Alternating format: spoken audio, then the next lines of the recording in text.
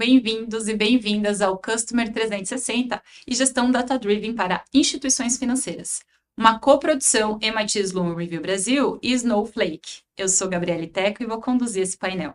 Para começar, vou dar um contexto sobre o que vamos tratar aqui hoje. O setor financeiro no Brasil é reconhecido como early adopter de novas tecnologias. Com o crescente volume de dados que circula entre as organizações, analytics avançado e inteligência artificial são percebidos pelas empresas do setor como aceleradores de competitividade e, para isso, é preciso ter dados de qualidade. O Open Finance contribui nessa jornada. O sistema avança com conquistas que colocam a experiência brasileira como um case de sucesso internacional e contribui para fortalecer o conceito de Customer 360. Ao unificar todos os dados do cliente em uma única visão, as instituições financeiras podem oferecer produtos e serviços mais personalizados e relevantes. Para falar sobre as oportunidades e desafios da gestão data-driven, convido Carolina Bocuí, superintendente de tecnologia no BV, Luísa Garcia, head de produtos digitais na XP, e Sandra Bolzon, gerente de contas corporativas sênior na Snowflake. Eu tô bastante feliz e animada com esse assunto aqui que a gente vai conduzir. Eu vou pedir para vocês se apresentarem, mas já quero jogar uma primeira pergunta, viu, Sandra? Porque aí a gente deixa um pouquinho mais dinâmico. E para a gente entrar direto aqui no nosso tema, eu queria que você compartilhasse com a gente como é que você enxerga hoje a cultura data-driven nas instituições financeiras. Lembrando para você se apresentar e falar da Snowflake um pouquinho para a gente. Bem, prazer enorme estar aqui, ainda mais com esse quórum feminino. Obrigada, Gabi, obrigada, Carol, obrigada, Luísa. Bem, me apresentando, meu nome é Sandra Bolzon, eu sou gerente de conta sênior na Snowflake, né? E falando um pouquinho sobre a sua pergunta, né, como que eu enxergo a cultura data-driven nas instituições financeiras, é uma grande pergunta, porque, na verdade, existe uma dualidade ainda dentro do mercado, tá? Assim, da forma como a gente atua, né, com várias corporações, com várias instituições, e a gente tem essa conversa, né, dia a dia. Existem muitas instituições que já nasceram no mundo digital, né? A gente teve durante esses últimos 5 anos a entrada de várias instituições menores, né, que já obrigatoriamente nasceram dentro dessa cultura, né, de dados, orientada a dados, até por uma busca muito incessante de resultado, né? São empresas menores, nichadas, focadas dentro do setor financeiro. E a gente também tem os grandes bancos, né? Instituições de muito valor que sempre estiveram na vanguarda e tornaram o Brasil essa grande referência dentro do setor financeiro. Qual que é a movimentação que a gente enxerga nessas duas posições? A gente tem esse nicho, né, de instituições financeiras que começaram já dentro do ambiente digital e que começaram com poucos produtos, com foco muito em dados, e dado é muito relevante, mas ainda tem uma oferta muito baixa, né, quando a gente correlaciona com essas outras instituições financeiras maiores. E a gente tem, do outro lado, essas instituições financeiras maiores que foram muito empurradas aí por essas instituições financeiras menores, né, que já nasceram no digital. E que agora eu acompanho, assim, falar do último ano e desse ano de 2024, especificamente, né, do ano de 2024, por conta da chegada de IA, que estão aí acelerando cada vez mais os projetos, né, de tecnologia, principalmente focado em dado. Então, eu gosto de falar que existe ainda essa dualidade. Eu não posso dizer, é simplesmente um ou outro. E até nessas instituições que já estão muito focadas no dado, também existe a dualidade dentro da própria empresa, né? Às vezes é um determinado produto. Acho que os produtos de Martech, a gente estava até conversando anteriormente aqui, Martech é um produto muito já focado em dados, acquisition, né, aquisição de novos clientes, também procura muito estar ali habilitado por dado. Só que, por exemplo, alguns que são regulatórios, né, que são mais antigos ali, risco e etc., a gente ainda vê essa movimentação acontecendo no mercado, tá? Perfeito. E aí eu quero trazer Carolina e Luísa para a conversa, porque aí a gente tem a experiência de vocês para a gente falar desse assunto tão importante que é a cultura data-driven. Na realidade de vocês lá, Carolina, Isso é uma coisa liderada por uma área específica? Está permeado entre as áreas? Como é que vocês enxergam a importância desse assunto dentro da organização? Lembrando para você se apresentar também, falar um pouquinho do BV. Boa, super prazer estar aqui com vocês. Acho que é um tema de extrema relevância não só para o mercado financeiro, mas também para todas as indústrias. E hoje no Banco BV, primeiro eu sou responsável aqui por uma área cross, que é a área de engenharia de clientes, e é a grande dificuldade que a gente tem, um grande desafio, que é a gente levar esse melhor dado do cliente, capturar esse melhor dado do cliente e oferecer o melhor produto. Então, a gente brinca bastante que é uma novela até o cliente chegar no banco, até ele sair, com todos os processos e a importância da governança de dado em todo esse relacionamento. Então, hoje, na engenharia de clientes, a gente trabalha desde o momento de aquisição e segmentação do cliente e passando por uma fase de rentabilização e engajamento desse cliente até o pós-venda e o processo de cobrança.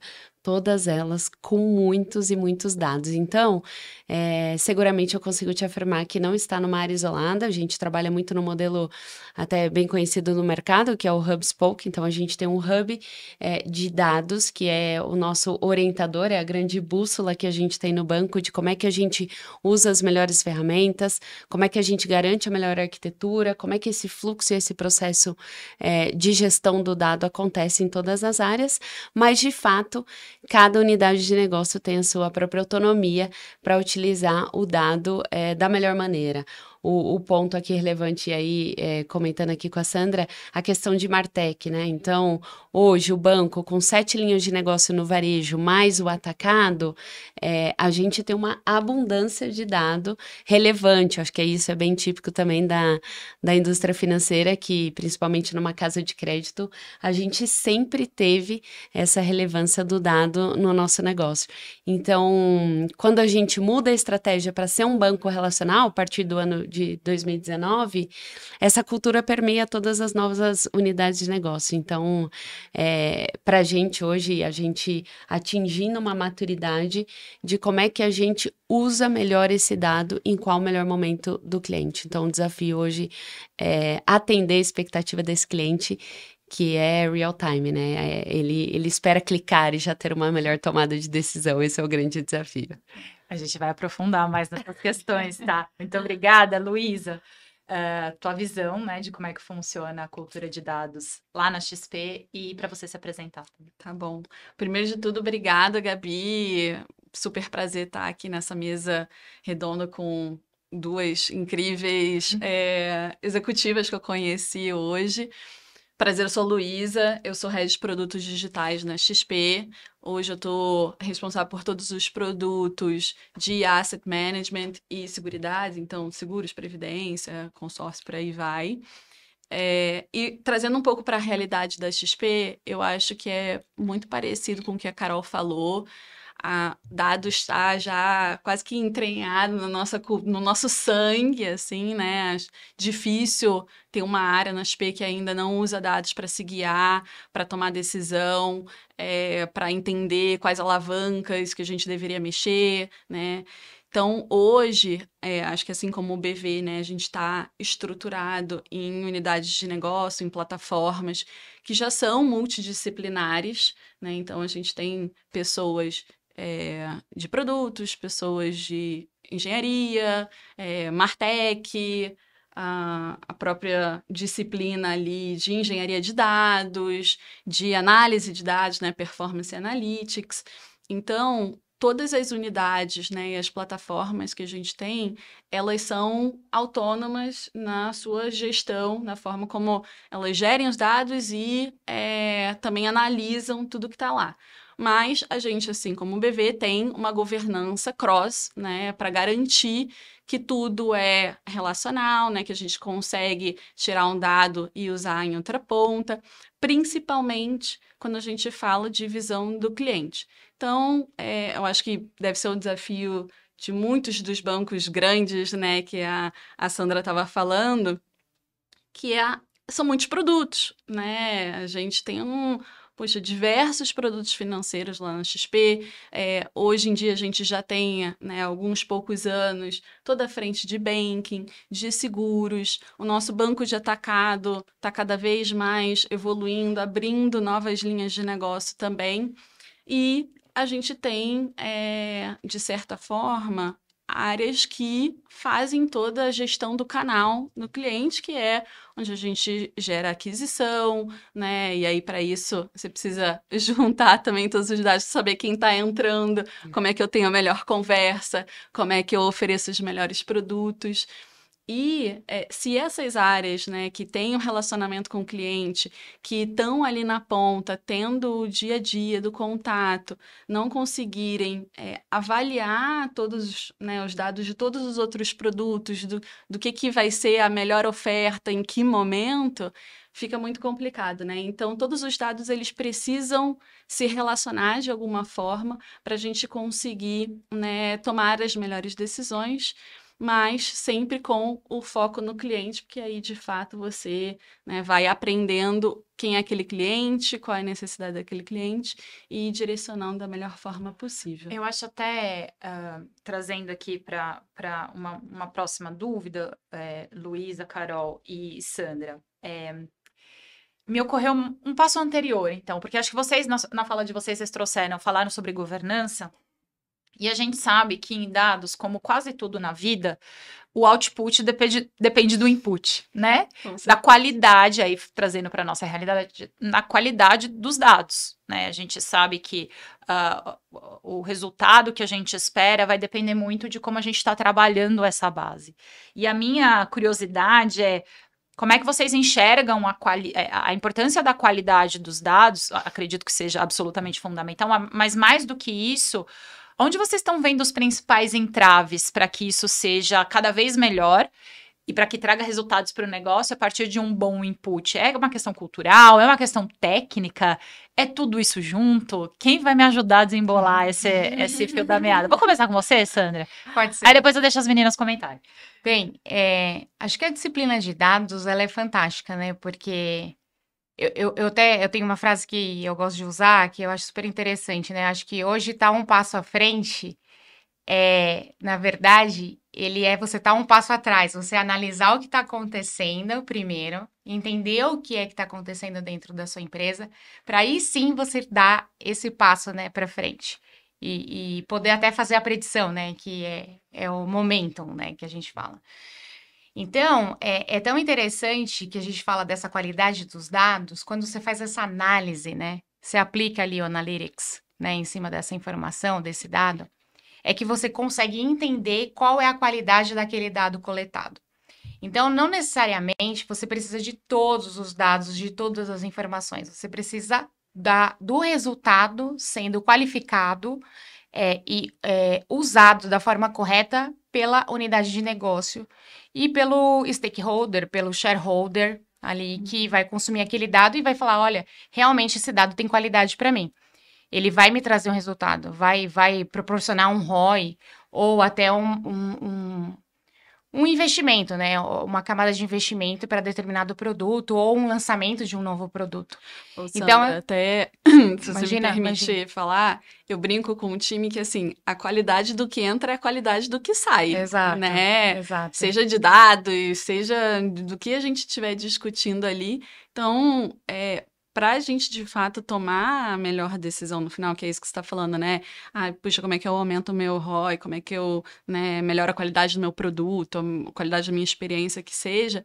A gente precisa ter confiança e segurança de que o que está entrando ali para eu fazer aquela análise é realmente o dado mais acurado e mais completinho possível, né? Não significa ter tudo, mas significa ter o correto.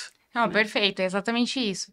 Então, assim, para mim, qualidade do dado, obviamente, tem todo o processo, né, que a gente fala, realmente eu vou coletar o dado e é um dado que é significativo para o meu negócio, né, para o meu core business ou para um novo produto, enfim. Mas ele tem que fazer sentido pro negócio, para a pessoa que está ali lendo o relatório lá na outra ponta, né? A gente está falando, tem a camada de ingestão, tratamento do dado, etc., modelagem desse dado, mas depois a análise desse dado, mas o stakeholder, né? Porque quando a gente fala do produto de dados, gente, dados é assim, ele só vai ser alavancado se ele fizer sentido para o negócio. Então, faz sentido para o negócio, aí eu linko isso com a qualidade do dado. Então, a gente até brinca que a gente faz um de trás para frente, né? Qual o objetivo que você quer alcançar?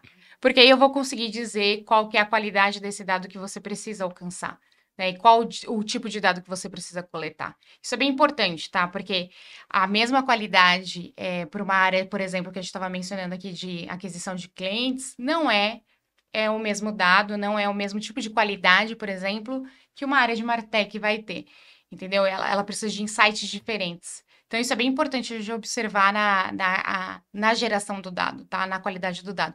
E aí, bem, eu acho que a Luísa colocou, até a Carol também, a questão da governança, né? Sem governança do dado, a gente não tem qualidade. Então, respondendo sua pergunta, Carol, de forma bem mais simples, eu acho que permeia não só tecnologia, não só pessoa, mas eu também linko isso também muito com o objetivo. Então, eu coloco esses 3 parâmetros: objetivo, as pessoas que estão envolvidas dentro desse processo e, obviamente, a gente precisa da tecnologia como viabilizadora. Quer acrescentar? Não, eu acho que entendendo os drivers do negócio, né, seja, e aí derivando para as alavancas que você precisa trabalhar, de novo, seja em experiência, seja na visão de cliente, seja em financials, né? Preciso aumentar o meu ROI, preciso reter mais o meu cliente que, poxa, tá saindo bastante. Preciso melhorar o meu funil. Que seja, assim, a gente, se tendo claro, né, quais são os drivers do negócio, aí sim você consegue ir derivando para que dados você precisa usar, se aqueles dados de fato têm qualidade, se não tem, se você consegue obter respostas a partir das análises que você está fazendo com o que você tem.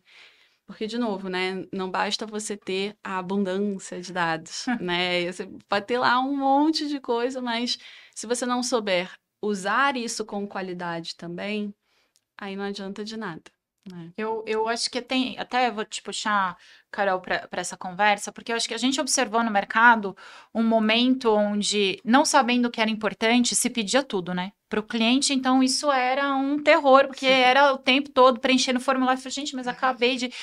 E aí a gente juntou lá um monte de informação que não necessariamente está sendo usada, processada ou entregando valor para o negócio. Vocês acham que a gente já passou esse momento, essa bolha, ou ainda se pede muito mais do que se utiliza efetivamente, Carol? Gabi, é uma tentativa de comando e controle do cliente, né? É uma tentativa e às vezes o cliente não quer responder aquele dado. Então, acho que complementando aqui, o problema não é tecnologia, né? Tecnologia hoje a gente também tem em abundância e a gente tem até que tomar cuidado nas empresas com empilhamento de tecnologia, Sim. que isso gera complexidade de gestão. Mas eu acho que para complementar aqui, para a gente refletir um pouquinho, o protagonismo do cliente. Qual é o dado que o cliente quer realmente fornecer? Então, é uma explosão na nossa cabeça hoje pensar Open Finance, por que você quer compartilhar o dado com outra instituição? E por que eu preciso recuperar todo um dado que hoje já está disponível em algum momento? Então, um pouco do que a Luísa trouxe, que na verdade é como você usa o dado. Então, a gente tem muito de abundância do dado, tem muita repetição, e às vezes o cliente não sabe para que aquele dado existe, ou a gente ainda não apresentou na dinâmica de educação desse cliente que, a partir do momento que o cliente é o protagonista dessa história, qual dado ele vai compartilhar? E para quê? Então, tem um trabalho muito cultural das empresas que é a primeira, não tentativa e controle do dado que é capturado. Segundo, o dado que está disponível, como que a gente vai utilizar efetivamente e trabalhar a educação desse cliente que hoje escolhe o que ele quiser, a hora que ele quiser, porque está muito disponível. Então, o diferencial competitivo que a gente trabalha bastante como uma casa de crédito, a disciplina de dados sempre foi muito natural. E a gente brinca bastante que no momento em que a gente fala que eu tenho um cliente pré-aprovado por uma análise de dados, obviamente, ele está falando se aquele cliente vai ser um possível adimplente ou inadimplente. Só que até ele chegar numa inadimplência, acontece uma série de relacionamentos, acontece uma série de informação que é um dado que entra na empresa e o que a gente devolve para esse cliente. Então, colocar o cliente no centro é um pouco entender que dado ele quer compartilhar e para quê. Nesse aspecto, eu fico pensando, até na introdução da Sandra, falou um pouco de bancos tradicionais, fintechs. Na visão de vocês, a gestão de dados hoje, as fintechs, elas estão à frente dos bancos tradicionais ou a coisa está muito equiparada? Porque, assim, precisamos enaltecer o segmento financeiro do nosso país, que é modelo para muitos países. Isso porque temos ótimos fraudadores também, então... A gente é muito bom, né? O brasileiro, na média, é muito bom para saber fazer fraude. Então, exigiu, né, que o mercado se desenvolvesse rapidamente. É uma coisa que a gente deve falar sempre com muito orgulho. Mas na visão de vocês, tá equiparado ou tem muita disparidade ainda entre fintechs e bancos tradicionais? Sandra. Vamos lá. Na verdade, eu nem gosto muito de fazer essa comparação, porque eu acho, como eu mencionei, né, anteriormente, acho que as fintechs, elas surfaram uma onda que realmente estava aberta ali, né? Tava vindo, né? A onda estava vindo e como que eu surfo essa onda? Eles conseguiram fazer isso de uma forma bem bacana, né? Porque existia oportunidade, existia uma camada de oportunidade para ser trabalhada. Mas, como eu mencionei, as fintechs hoje, elas são muito nichadas. A gente vê uma gama de fintechs nichadas, né? Então, para atendimento. Até durante a Febraban foi bem interessante, porque conheci bastante novos negócios. E me chamou bastante atenção, especificamente, de uma empresa que ela concedia créditos, especialmente para pessoas negras. E olha que interessante. Era uma ideia que nenhum dos bancos grandes ainda tinha pensado, né? Assim, olha, eu vou focar em pessoas negras, porque geralmente existe, né? Esse preconceito, infelizmente, existe, da concessão de crédito, e ainda focando na classe de C e D, pessoas de classe C e D, e quando a gente conversou ali durante a entrevista, durante a Febraban, ela mencionou, né, a CTO dessa empresa me compartilhou comigo que só naquele dia ela tinha feito 2.000 aquisições, né, de novos clientes. Olha que interessante. Mas é um foco muito nichado, né? Então, essa comparação eu não acho ela muito justa, né? Porque quando a gente vai para um grande banco, para uma grande instituição, e nem precisa ser tão, assim, enorme, né? Não estou falando das empresas de vanguarda, os 5 maiores bancos, mas é que a gente tem 2 grandes exemplos de empresas que são também empresas já consolidadas no mercado, mas que têm uma visão muito rica desse movimento digital que aconteceu. Então, por exemplo, comparando aqui, eu estava até conversando com a Carol, né? Primeira vez que eu tive uma interação aqui com o BV, eu fui conversar com eles há muito tempo atrás, eu acho que quase 7 anos atrás, e eles já estavam ofertando o BaaS, né, que é o Banco as a Service. E aí, quando eu falo com a XP, que é uma das minhas instituições financeiras, e meus investimentos estão todos na XP, eu tenho uma gama gigante de ofertas, né? E não é uma grande instituição, ali não são os 5 principais bancos, mas para mim é o meu principal ali meio de investimento, né? A minha principal instituição de investimento. Então, acho que essa comparação, ela não é justa, porque eu tenho uma instituição, às vezes, muito parruda, que me oferta uma gama enorme de ofertas, onde eu posso ali ter uma fidelidade. Por exemplo, eu tenho lá a conta digital, eu estou recebendo cashback agora, né? Ali, gente, olha, agradecemos a presença. A publi rolou aqui. Exato. Então, é bem interessante. Agora, quando a gente vai para uma fintech, às vezes eu não tenho essa gama de ofertas, né? De produtos. Então, o dado ali, que é a grande pauta que a gente está conversando, ele é o grande transformador e que vai impulsionar as 2 camadas. Tanto essa evolução das fintechs e avançarem cada vez mais no upsell e no cross-sell de novos produtos, como também trazer para grandes instituições a possibilidade de enxergar mais ofertas e mais pontos de atenção para aquele cliente que já está ali consolidado há muito tempo. Então, acho que quem sempre sai ganhando é o consumidor, né? É o cliente na ponta, tá? Exatamente.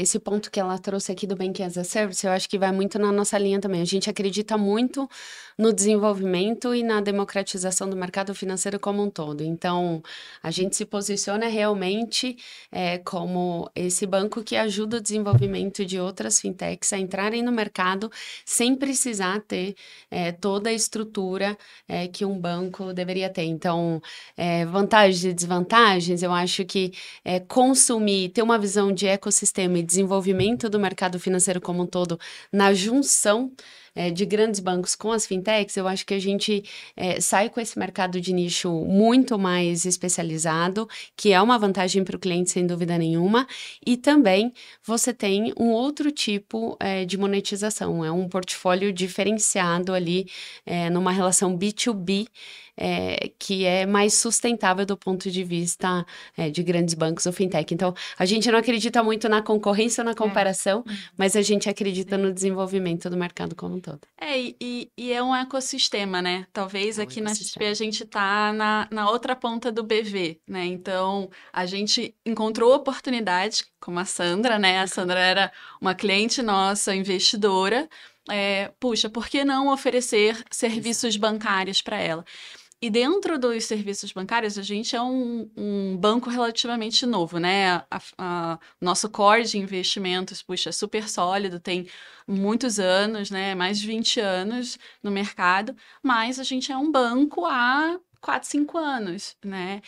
E para a gente conseguir evoluir mais rápido também, né? Conseguir ofertar uma proposta mais completa para Sandra, por exemplo, a gente precisou dessas fintechs também. Como é que a gente acelera?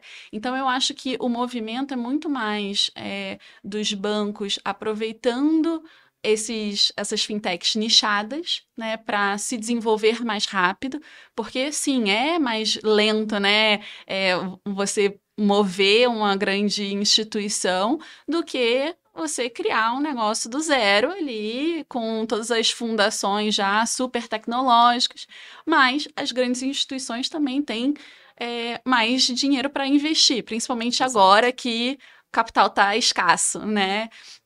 Então, eu acho que é uma junção. E quando a gente usa as fintechs, né, para se alavancar nos negócios, conseguir completar a nossa proposta de valor, né, a nossa oferta de produtos de uma forma mais rápida, com mais time to market, aí a gente também vai enriquecendo tudo que ela tem lá, que às vezes as fintechs mesmo, né, elas se plugam em diversos lugares, e elas também conseguem nos ajudar, eventualmente, a entender melhor o cliente, dado o contato que ela tem do cliente em outros lugares também. Então, eu acho que o ecossistema se consolidando e os bancos também entendendo que oportunidade que conseguem tirar a partir, né, dessas fintechs se consolidando também em determinados nichos, acelerando essa visão de negócio. Isso é muito legal de observar a transformação pelo qual o mercado foi passando ao longo dos anos, inclusive do ponto de vista cultural, que no passado, década de 90 anterior, não que eu estivesse viva, mas que o mercado tinha mais um aspecto de competição o tempo todo, nós contra eles, e o quanto a visão ecossistêmica ela vem se tornando algo mais do que relevante, porque, inclusive, que tem a ver com a minha próxima pergunta, que é o Open Finance, ou como essa integração e muitas vezes compartilhar informações é uma coisa que é importante para todo mundo, né? Inclusive para o cliente, para ter menos trabalho. Então, a visão ecossistêmica e a cooperação mais do que a competição, porque a competição sempre vai existir, né? Mas a cooperação entre as organizações, eu acho que é um movimento que, como mercado, a gente vem observando, não só no setor financeiro, mas em outros. E que bom, né? Porque eu acho que é mais razoável. Mas eu queria falar, então, sobre Open Finance, porque tem ajudado as empresas terem uma visão 360 do cliente, passada aquele receio inicial, né? Que ninguém sabia, existia um certo receio de como isso ia funcionar. Vocês acreditam que as empresas, elas estão preparadas para usar esses dados para personalizar a experiência do cliente e escalar os negócios? Porque a nossa grande pergunta aí, falando como cliente, era, tá, mas né? Que vantagem eu tenho com isso tudo? E acho que hoje essa discussão, além de ter a prática do dia a dia, essa discussão já avançou. Então, queria ver no entendimento de vocês como é que vocês veem isso funcionando na prática, Luísa. A gente passou tanto tempo... Ui, desculpa. Pode falar, Carol. A gente passou tanto tempo falando com o cliente... Não compartilhe seu dado, não compartilhe seu dado. E, de repente, a gente fala, compartilha seu dado, vem aqui e a gente vai ter uma melhor oferta para vocês. Só queria colocar essa observação, Luísa, vai lá. Não, perfeito. E eu acho que até o Open Finance ele ainda está muito no início, né? Acho que até ano passado a gente não tinha nem tanta segurança, assim, de que os dados que estavam chegando eram os melhores dados. Eu não tenho como saber a qualidade dos dados em outros lugares também, né? Então, eu acho que talvez tenham alguns cases que começam a ficar mais claros agora, que a gente começa a usar. A Carol falou bastante sobre modelo de crédito, né? O Open Finance traz muitas oportunidades para você entender melhor o cliente, principalmente quando ele é um cliente novo, né? E eu acho que essa era a grande oportunidade dos grandes bancos também, porque ele pegava o cliente desde lá da faculdade, né?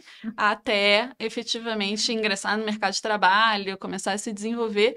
Então, ele tem, de uma forma geral, muito mais dado, muito mais riqueza, histórico, né? E com o Open Finance a gente passa a ter acesso a esse histórico. Então, eu acho que traz muitas oportunidades, eu acho que a gente ainda está refinando muita coisa.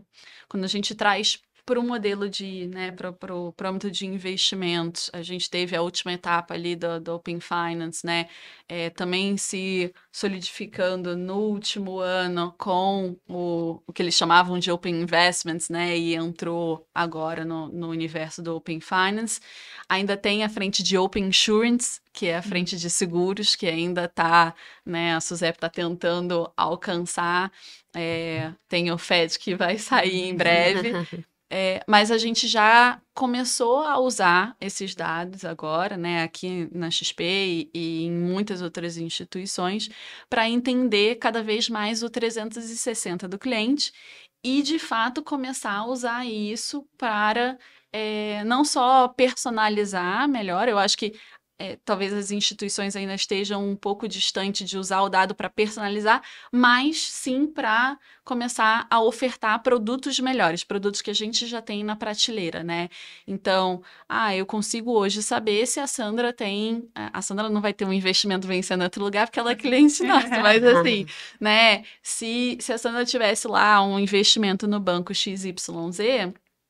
eu consigo saber, puxa, Sandra, esse investimento seu lá está vencendo. Por que você não, né, aproveita aqui para olhar para a nossa prateleira, né? A gente tem essa e essa oferta que são melhores do que o produto que você tinha. Então, assim, a gente já consegue começar a usar isso para ofertar novos produtos. Eu acho que, né, a maior parte dos bancos já estão começando a fazer isso, principalmente no âmbito de investimentos. E quando a gente olha para um âmbito mais geral dos dados transacionais, acho que a gente está começando também a evoluir nessa frente de modelos de crédito. Eu acho que ainda tem um passo além, que hoje a gente não aproveita, que são os dados, de fato, do cliente para melhorar experiências de aquisição, né? Então, puxa, eu já tenho conta aberta no BV, por exemplo. Aí eu vou ter que cadastrar tudo de novo aqui quando eu for abrir uma conta em tal lugar. Então, assim, eu acho que ainda tem oportunidade no mercado como um todo para a gente explorar todos os cases, toda a gama de dados que estão disponíveis no Open Finance. Eu acho que tem cases que estão ficando cada vez mais sólidos, mas ainda tem, Ainda estamos no comecinho. com certeza, muita oportunidade para a gente explorar. O que vale enaltecer aqui é essa iniciativa de uma agência reguladora como o Banco Central, que provoca o mercado nesse sentido de inovação. Então, Isso é muito legal mesmo, gente. Muito, Vale muito a pena certeza. ressaltar. super fã da agência reguladora, e a gente brinca bastante, né? Porque o Pix, ele vem com essa explosão gigantesca e o Open Finance, ele vem numa velocidade menor do que a gente esperava. Mas ele não deixa de ser também um pouco do que a Luísa trouxe, que é a padronização. Então, a gente já sabe quais são os layouts desses arquivos que a gente compartilha, mas não sabe como é que vai chegar esse dado. Esse é um pouco o grande desafio. Agora, volto aqui e conecto com a questão do cliente poder escolher. Então, ele vai escolher, e aí os novos produtos que a gente anda criando com essa história, né? Nasce um novo perfil de cliente, que é aquele que busca a melhor taxa de crédito. Então, vou compartilhar meu dado só para fazer uma simulação para ver se a minha melhor taxa aqui nessa instituição ou na outra. Então, você já começa a observar um comportamento no mercado, não só para crédito, né? Acho que o buscador de CDB também, né? A guerra do CDB 110, 120, 136 no BV. De novo, gente.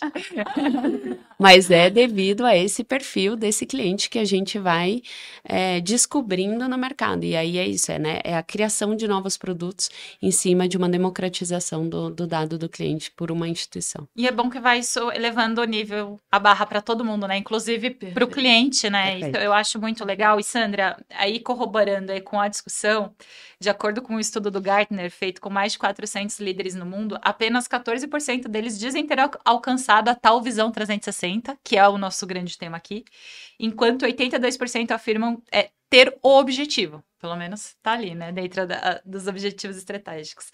Na sua visão, qual que é o primeiro passo que as empresas podem dar, de fato, rumo a tal visão 360? Nossa, essa pergunta é muito bacana, né? Porque é o meu dia a dia, né? Quando eu vou conversar principalmente aí na camada de instituições financeiras, que é a nossa pauta aqui hoje. Tem um estudo do Christopher Penn, que ele é super, assim, é uma referência em tecnologia e marketing. E ele fez um estudo sobre gestão de empresas data-driven, né? Como se chegar a isso. E aí, durante esse estudo, ele menciona lá que as empresas, elas passam por 5 fases. A primeira fase é o cara, simplesmente, ele não está muito interessado, né, sobre os dados, ele armazena os dados, mas não está coletando, aí ele fala sobre um armazenador de dados. O próximo passo, ele fala que é um cliente ali, né, uma pessoa, uma instituição que é curiosa, ele começa a armazenar os dados, mas ainda não aplica Analytics corretamente dentro desse dado.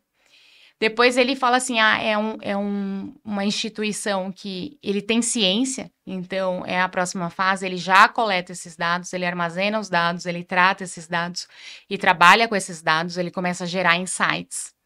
Aí depois a gente fala que ele realmente é um cliente que é uma instituição que realmente gera insights, então ele é drivado, né? Ele começa a ser drivado por dados, mas ainda não está na sua completude.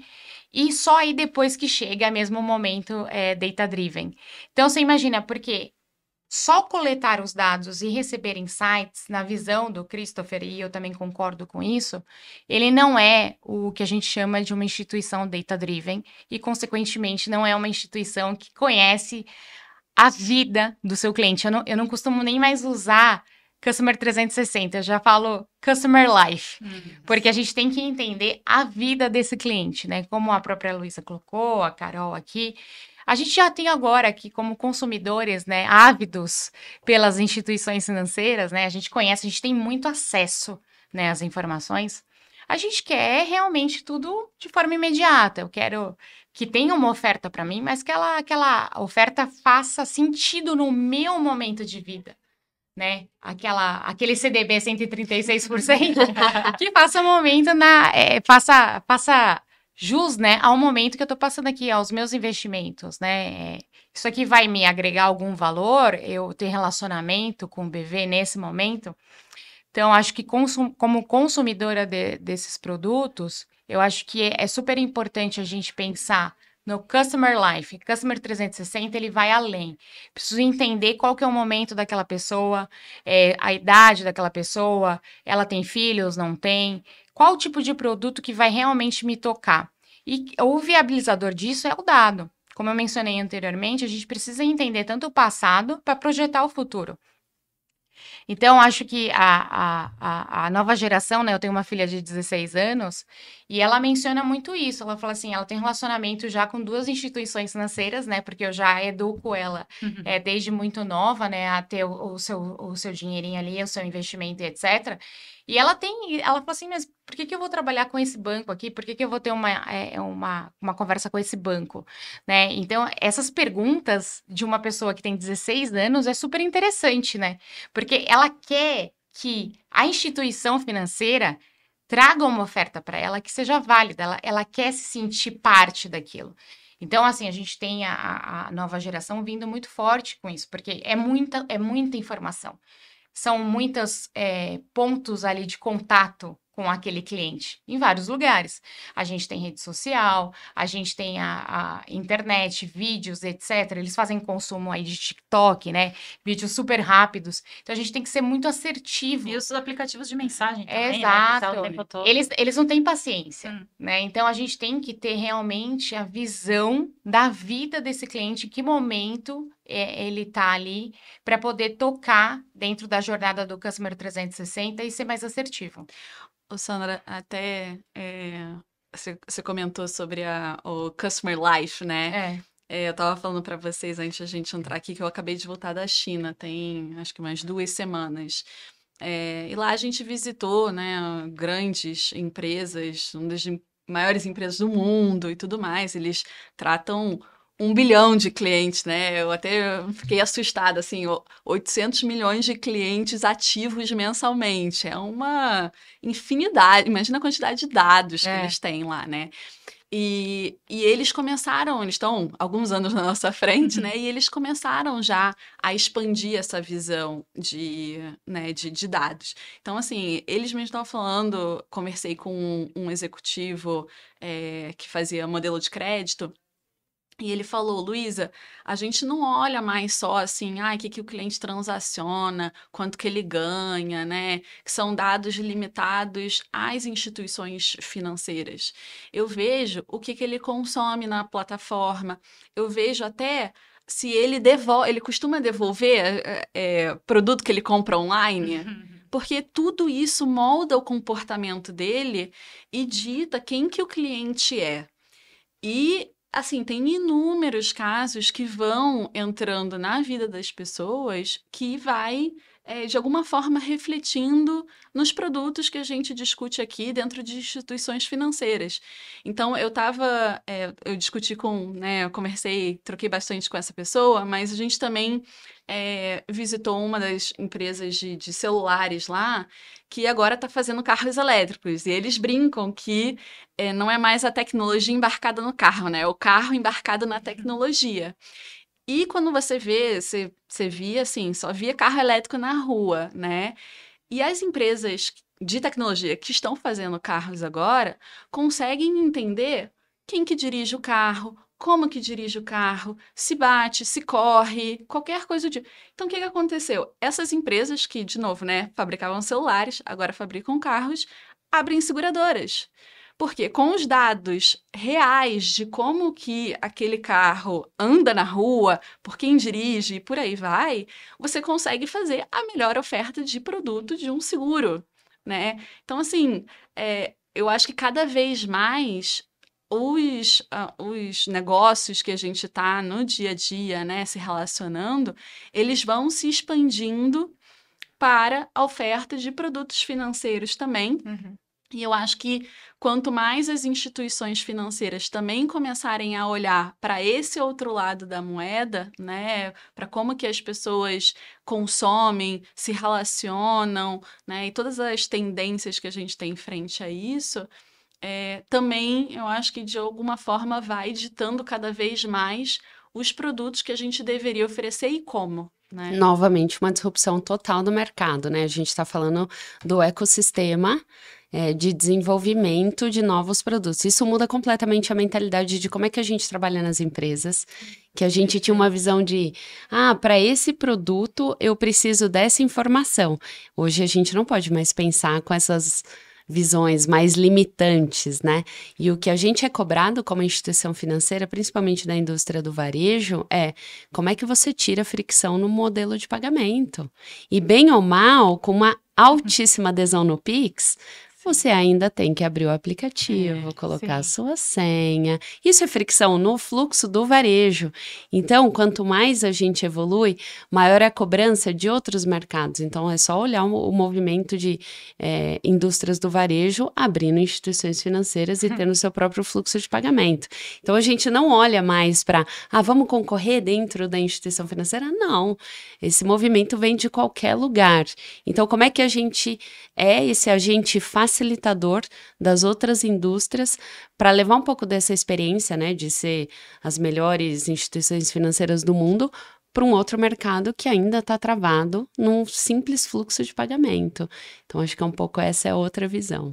Tem muita oportunidade na mesa, né? E eu gostei muito também dessa questão que vocês trouxeram também geracional, de como está sendo olhada a inovação, porque a gente já deu pesquisa na MIT desse trade-off, né, em relação a quem está produzindo os produtos, oferecendo produtos e serviços, aqui a gente está falando especificamente financeiro, e o consumidor, principalmente esse novo consumidor que está chegando, que topa dar os dados deles, contanto que você me mostre o que você vai me trazer em termos de benefício e de precisão naquilo que você me oferece. Porque acho que a gente vem, não eu, porque nasci ontem, mas a gente vem de um momento que a gente estava acostumado a oferecer dados sem entender muito bem para que eles iam ser usados e aqui que aquilo transformava em termos de benefício. O varejo mesmo, muitas vezes pediu dado para não sei o que, fidelidade. Você fala, uma fidelidade da onde? O que vai voltar em termos de benefício? Mas hoje a gente já vem isso acontecendo e certamente as novas gerações estão muito mais conectadas, né? Eu preciso saber o que eu vou ter em troca em termos de benefício. E não é nem mais só preço, né? Porque não é só preço, exato. A geração, né? A geração nossa, a nossa geração. Que hoje consome e compartilha os dados, a gente compartilha normalmente e fala, eu vou compartilhar meus dados do Open Finance porque eu vou ter o desconto aqui, vai, né, anular a anuidade XYZ, ou, puxa, eu vou ter uma oferta melhor do CDB, tal. E as gerações mais novas, elas não estão olhando mais só para o preço, é assim, qual instituição que eu estou tendo no meu relacionamento? O que essa instituição oferece para a sociedade, né?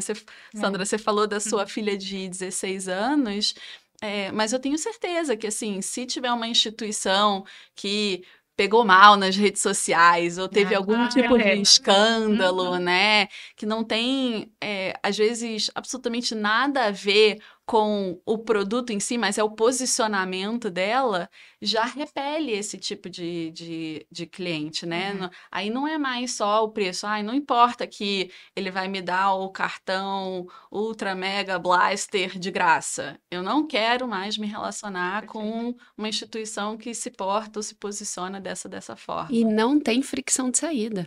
Simplesmente sai. Então, é muito mais simples você terminar um relacionamento numa instituição financeira do que antes. E as opções são N, né? Então, eu acho que a experiência... E tem um ponto também bem relevante dessa nova geração que a gente, às vezes, não presta muita atenção. Mas é a segurança de informação desse dado. Se acontece uma vírgula também de informação com dado, obviamente é direito de todos os clientes exigirem essa segurança da informação, mas a gente, é como você colocou, né? Hoje, aqui o mercado brasileiro, ele tem esse desafio das fraudes e a gente tem que ter N camadas de segurança, porque são milhões de ataques, sei lá, por mês, né? Uma coisa muito... E essa nova geração também, ela exige que esse dado seja tratado com imensa segurança. Então, acho que o que permitiu a evolução do Open Finance para estar onde a gente está foi LGPD, sem dúvida nenhuma, para a gente estabelecer as regras desse jogo também, que é relevante. Perfeito. A gente já está caminhando aqui para o nosso final, mas antes da nossa última pergunta, eu queria ouvir de vocês... A gente fala sobre data-driven, de todos esses elementos de tratamento, a qualidade dos dados, como é que a gente compartilha, mas queria focar na questão cultural mesmo, dentro das organizações.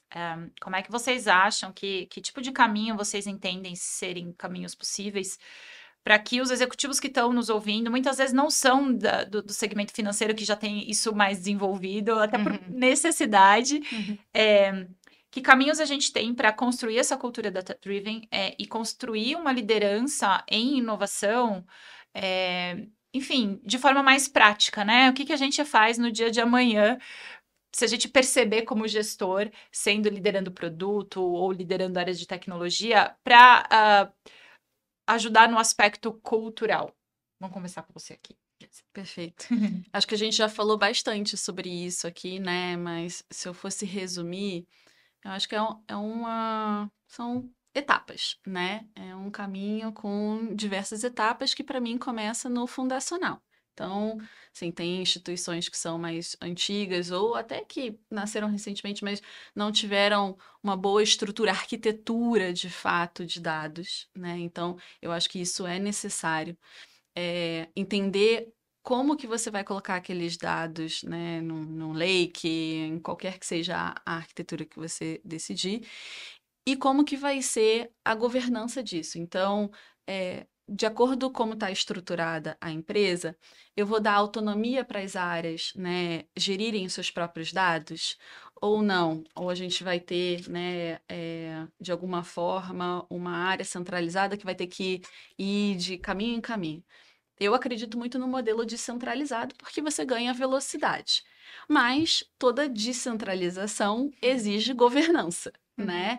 Então, é importante, sim, ter um direcionamento, né, de arquitetura, de como que esses dados vão se conversar e de como que cada um, né, vai garantir qualidade daqueles dados específicos. Quando você tem um modelo descentralizado, você tem que exigir de todo mundo que tenha, né, a governança também sobre a sua própria caixinha ali, para garantir que todos os dados que vão morar, né, numa visão geral na empresa, que eles tenham um nível de qualidade para que todo mundo consiga usufruir, né, desse dado. E aí eu acho que o segundo passo é como que a gente usa. A Sandra falou bastante, né, sobre isso aqui. Mas se você também não tiver um modelo, e aí eu estou falando mais de governança de gestão, né? Quais problemas que eu quero resolver? Quais são os drivers, né, que eu tenho aqui para o meu negócio específico?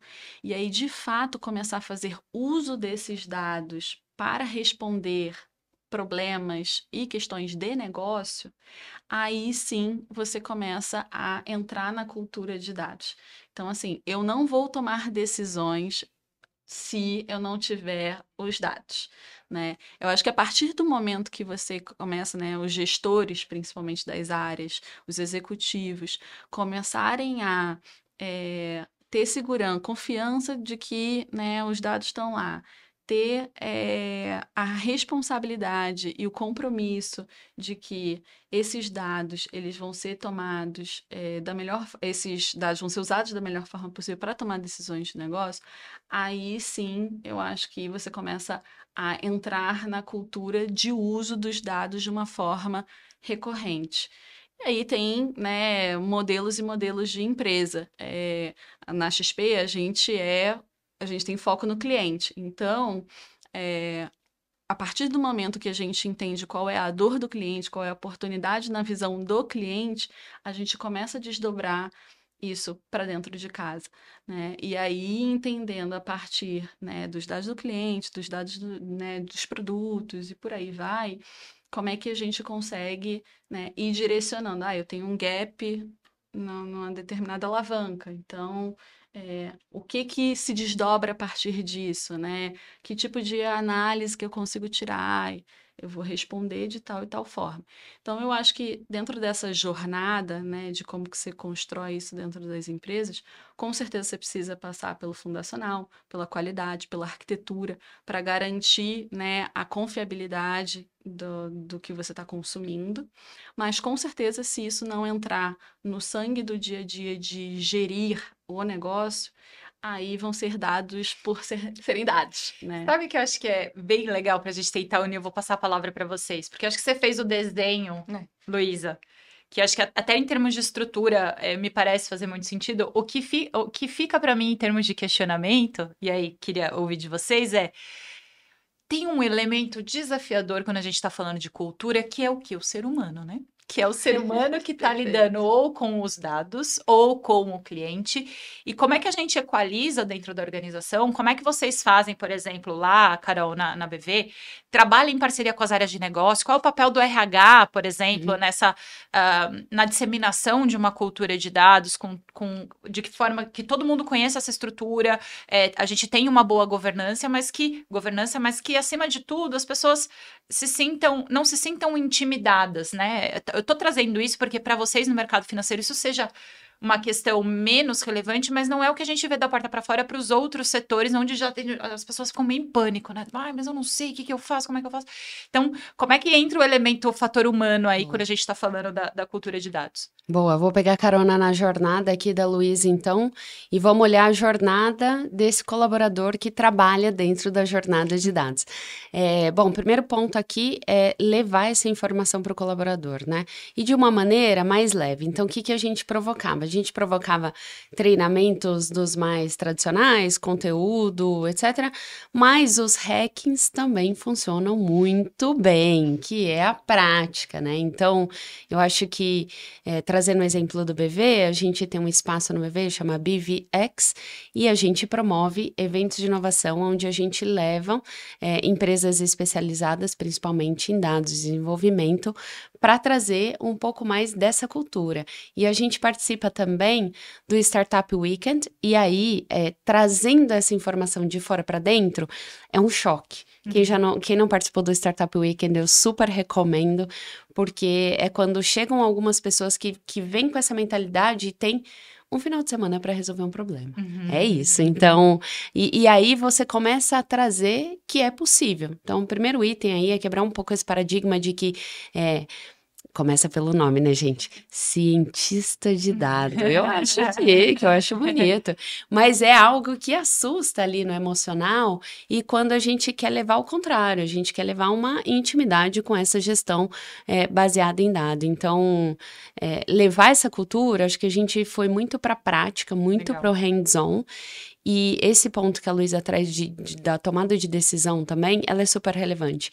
Porque a gente também tem pressa, né? E também é um fator muito humano. E aí, para a gente construir esse fundacional que ela traz e que é super relevante, eu acho que é o segredo aí dos cases de sucesso, ele vai contra a nossa pressa. Então, a gente começa a contar umas histórias assim, vamos fazer um caso de uso? Por favor, liguem os seus radares quando vocês escutarem um caso de uso sem ter o fundacional pronto, porque vai construir algo que talvez não seja replicável para outro negócio e não seja replicável para outro segmento de cliente. Então, ter esse pensamento ambidestro que vamos construir um caso de uso rápido, vamos errar rápido ou vamos acertar rápido, mas com esse olhar no fundacional ele é super relevante. Então, 2 pontos de atenção que fica aqui. O primeiro é criar essa intimidade com o dado e saber que ele faz parte. Aliás, ChatGPT trouxe isso pra gente, né? Foi a popularização da inteligência artificial, uma matéria que uma disciplina, né, que a gente já vinha tratando há muito tempo, principalmente no corporativo ali, na academia, desde 1950, e de repente, um app na sua mão, e aí todo mundo começou a criar as suas imagens, né? Aquelas imagens, o gatinho na lua. Tudo isso, gente, é uma espécie de pedagógico, é um jeito de treinar e popularizar a inteligência artificial, que era algo, os algoritmos, também uma outra palavra que afasta, o machine learning. Então, tudo isso como é que a gente cria essa cultura de intimidade, porque não tem volta, né? Tem muitas matérias aqui esse ano falando o inverno da inteligência artificial. Eu brinco que não é um inverno, é no máximo um outono por uma questão de liquidez de mercado, só isso. Mas não tem volta.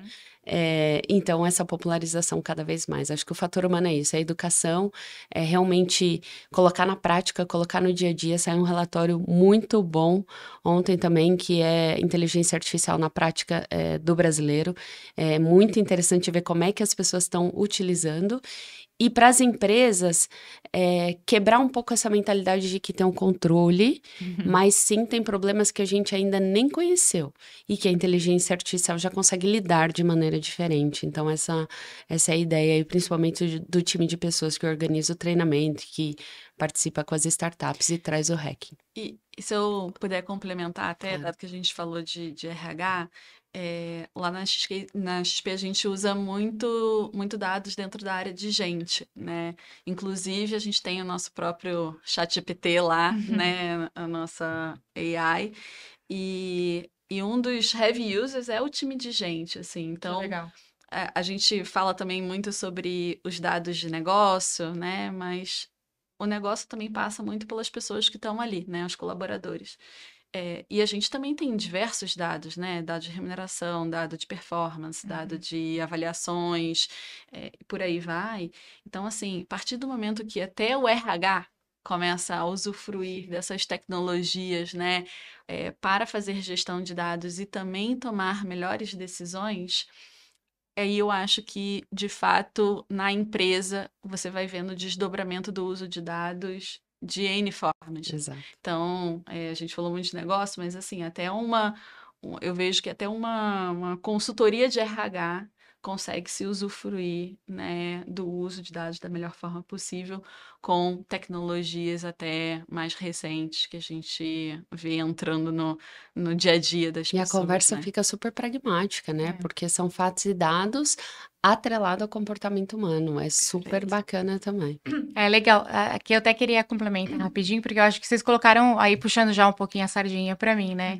Vocês colocaram pontos super importantes, né? Que realmente a gente precisa ter o fundacional para, quando a gente fala de cultura, né? Como que eu trago essa cultura? Como que eu minimizo, às vezes, o impacto, né? De transformar uma determinada área com um dado que chegou, né? Aquela área está operando de uma determinada forma, de repente se mudou-se o cenário, né, por conta de uma demanda de mercado, enfim, de um novo entrante. Até a Carol falou um pouquinho sobre varejo, né? A gente vê empresas de varejo se tornando banco, banco se tornando varejo, enfim, então são muitas frentes acontecendo. Acho que a tecnologia ela viabiliza muito isso. Então, eu converso bastante com os meus clientes de vamos falar sobre o seu objetivo. O que você quer alcançar? Eu vou te viabilizar, porque ainda acontece muito, infelizmente, de a gente vê algumas áreas de tecnologia, né, querendo ali ser o ownership de tudo, né? Às vezes desenvolver muitas coisas dentro de casa, sendo que eu tenho ali várias vezes até uma camada gigantesca de plataformas, ofertas enormes, inclusive a Snowflake, né, ali para te atender desde a camada de gestão até o consumo desse dado, né? Colaboração, várias formas de compartilhamento de dados, monetização de dados. Então, eu gosto muito de falar disso, deixa a gente criar o teu fundacional, né? Vamos focar no teu objetivo. Qual que é o resultado de negócio que você espera a partir desse dado? Outra coisa também bem interessante de você ter uma plataforma que vai te possibilitar ali nadar em qualquer mar que você esteja, seja um mar calmo ou seja um mar super turbulento. Porque hoje, por exemplo, a Luísa colocou, hoje a gente trabalha de uma forma descentralizada, mas é muito comum eu ir conversar com um cliente que ele toma uma decisão, olha, agora a gente está indo para uma camada centralizada. Então, você ter essa possibilidade de trabalhar de diversas formas através de uma plataforma, você vai focar muito na cultura das pessoas que estão trabalhando com dado. Outra coisa que eu acho muito bacana que o mercado tem empregado bastante também é a possibilidade de você ter esses cientistas de dados conhecendo do negócio, né? Estando ali mais próximo do negócio. Então, eu falo que a gente que trabalha com dados, a gente tem que entender do negócio, mas o time de negócio também tem que entender de tecnologia, porque ele tem que saber o que ele vai pedir para o time de tecnologia também. Então, acho que a cultura, ela passa por essas essas vertentes, assim, é tecnologia, é a pessoa, mas também é o objetivo que eu tinha colocado antes. O que a gente vai atender aqui para drivar, né, essa cultura dentro da organização. Sabe que aí eu vou passar a pergunta final para a gente encerrar, mas tentando arredondar aí o que eu ouvi de vocês e trazendo uma experiência, porque enquanto estive aqui também na MIT, a gente conversava muito, principalmente com os executivos de marketing, né? Porque estão associando as suas marcas com uma marca relevante no mercado e tal. E não foi uma, nem duas, nem 3 vezes que eu não ouvi do próprio CMO que precisava trabalhar como produto a disseminação do tipo de produto de tecnologia, mas quando ele olhava para dentro de casa, principalmente na camada do C-Level, CEO, faltava ainda muito letramento em dados, que é um aspecto que, e aí anotei até uma frase que a gente costuma falar que as palavras movem, mas os exemplos arrastam, né? Quando a gente fala de tomada de decisão baseada em dados, nada adianta vocês terem aquela super mega estrutura, todos os sistemas disponíveis, se no final do dia o executivo que está sentado ali naquela cadeira bota o dedo para cima e fala, vamos para lá porque eu acho que é para lá. Então, existe um desafio, de fato, cultural desse encontro, né, entre o que os dados nos mostram, as informações que a gente tem disponível, as informações disponíveis e a forma como a gente toma a decisão dentro de casa, porque pode não ser a realidade de vocês nas instituições financeiras, como a gente já falou aqui, o programa todo, o quanto vocês estão à frente do mercado mesmo, mas não é a grande maioria do que a gente observa dentro das outras organizações de outros setores. Então, se você não é do setor financeiro e se identifica com isso, gruda no C-Level e faça eles tomarem decisões baseadas em dados, porque o grande exemplo vai ajudar a mover a organização, a todo mundo se preocupar com o assunto de uma certa maneira. Dito isso, eu queria que a gente encerrasse, se possível, vocês deixassem aqui uma reflexão sobre o que vocês acreditam ser o futuro dos dados no ecossistema financeiro, coisas que vocês estão vendo, coisas que vocês estão trazendo aí novo da China. A gente começa por você, pode ser, Sandra? E a gente Claro. encerra aqui.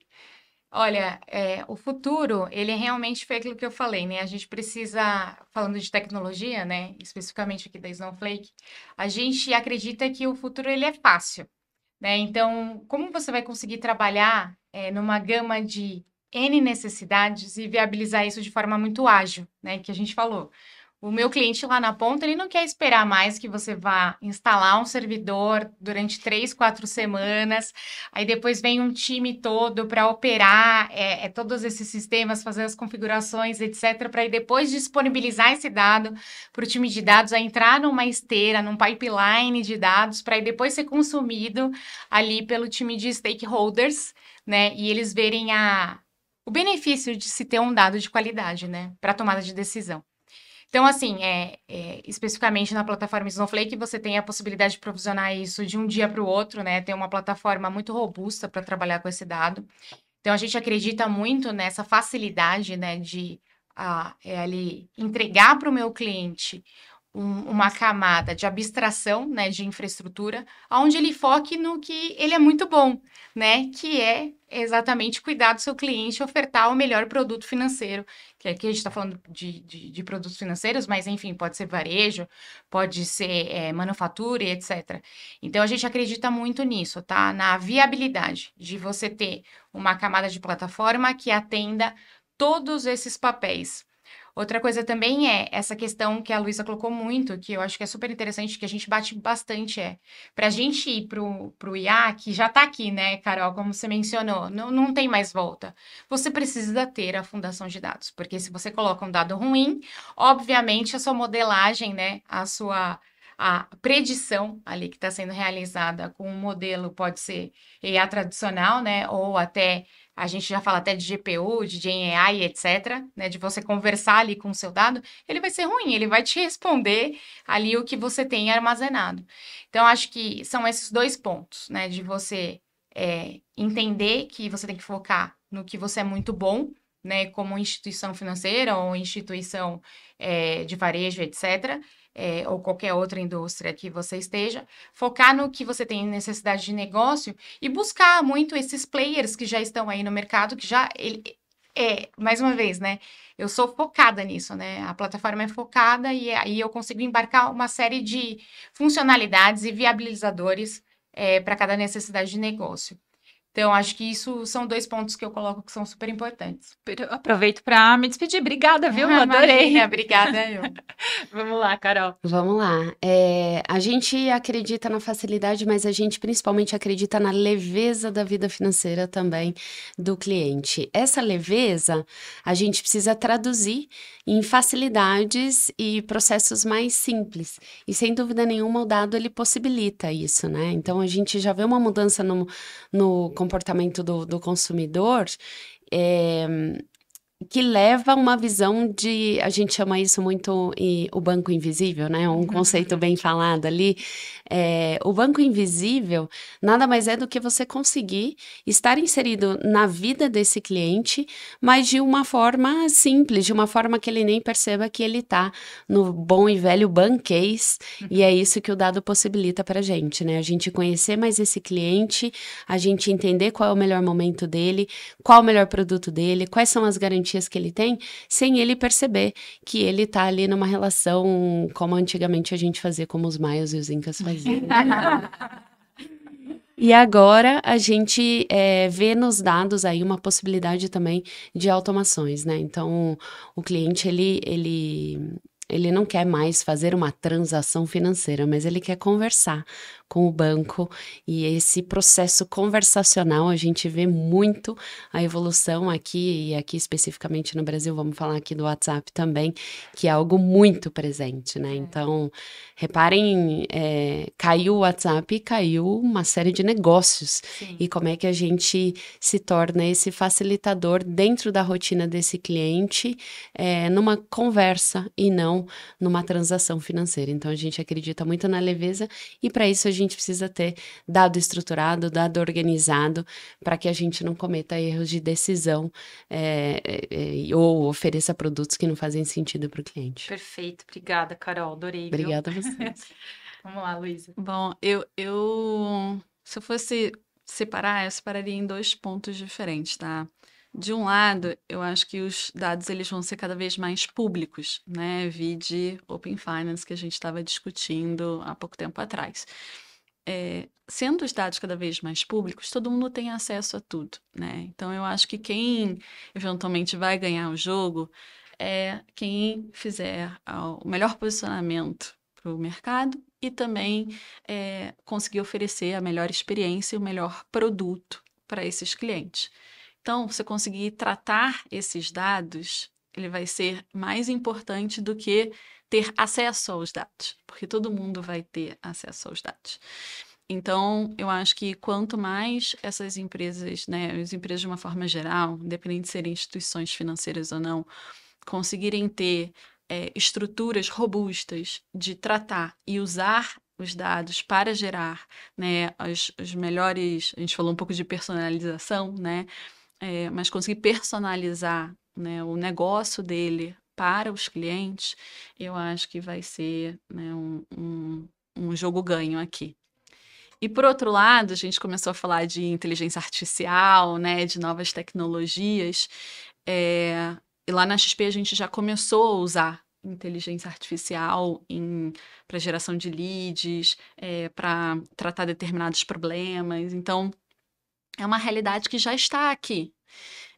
E para você conseguir fazer essas tecnologias funcionarem para o seu negócio, você precisa não só capturar os dados, mas ter esses dados estruturados de uma forma que você consiga gerar esses modelos preditivos e esses dados trabalharem em real time para você, né? O input que você gera, né, no WhatsApp, a gente tem um case lá super legal poxa, a gente já tem inteligência artificial embutida no WhatsApp para geração de conversa para um determinado produto. Então, assim, é na hora, né? Eu esquento o lead, já jogo o lead, né, para uma mesa, para uma pessoa ainda, né, falar, mas eventualmente você vai ter essa dinâmica toda fluida. Então, assim, você se preparar também para conseguir trabalhar, é claro que é um passo além, né? Mas começar a trabalhar com esses dados real time por um cenário de tecnologia que já está aqui, eu também acho que vai ser a segunda parte do jogo ganho, né? Ganhar o segundo tempo. Você ganha o primeiro tempo, depois você ganha o segundo tempo. Então, eu vejo nesses dois aspectos. Perfeito. Obrigada, Luísa. Obrigada muito bacana. Queria agradecer mais uma vez vocês. Acho que foi um papo que a gente conseguiu passear por todos os aspectos que a gente se programou para, e acho que até um pouquinho mais. Então, eu estou super contemplada aqui. Obrigada mesmo, viu? Obrigada. Foi um prazer. Meninas, obrigada. Sucesso. Bom, e para você que nos acompanhou até aqui, deixar o nosso agradecimento em nome da MIT Sloan e da Snowflake. E vejo você na nossa próxima oportunidade. Tchau, tchau.